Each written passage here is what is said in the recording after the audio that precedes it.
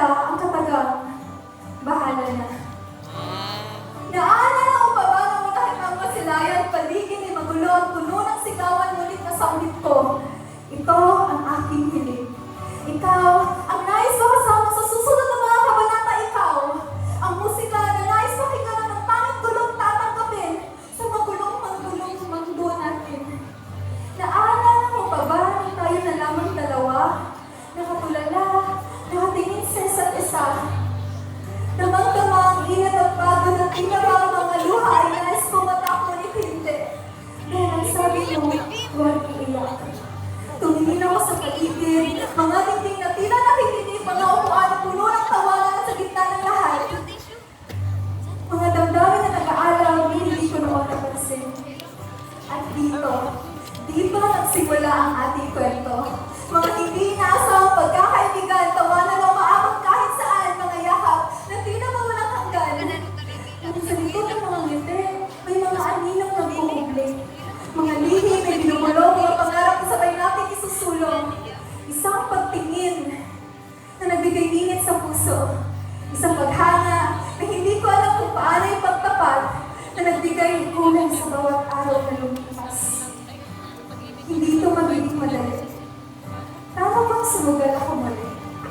Handa na ba akong mapagod at masaktan muli? Dahil alam mo, hindi naman ako isang pusa na may siyam na buhay, pero kailangan yung pagsubok na sa akin ibinigay. Mga pagsubok na hindi ko malaman kung paano ba akong maging masaya ang maging luhaan.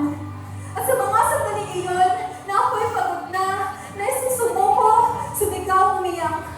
Ngunit napagtanto ko ang pagsubok lamang ito. Mga pagsubok na tila ba mga palasa sa likod na nagbibigay dahilan ng mga luha at pagod na kailangan kong palagpasan sapagkat ito'y aking ginusto.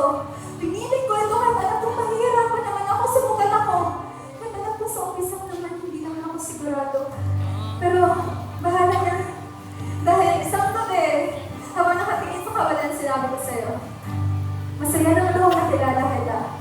Hindi ko naman pinagsisisihan. Tila ba isang halik sa hangin na lumango sa akin, aking naalala ang bawat tawanan.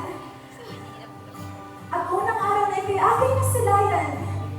O aking tahanan, sana ito'y wala ng hanggan.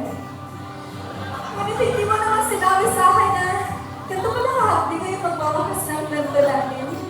Pero bahala na. Bahala na. Dahil naging masaya naman ako kahit sa pansamantala lamang. Bahala na ng mga sandaling iyon ay may hangganan o wala pang patutunguhan. Dala-dala ko naman ng mga alaala. Alaala na puno ng damdamin at kwento. Kwentong habang buhay ay ulit sa puso. Kaya, lubos ako nagpapasalamat na nakilala kita at sa maikling panahon kasama tayong dalawa. Salamat sa pagkikinig ng buo at sa pagpalakpak sa akin kung nabuhay tayo. Hanggang sa susunod na kabanata. Hanggang sa susunod na kabanata, Bihiri 139.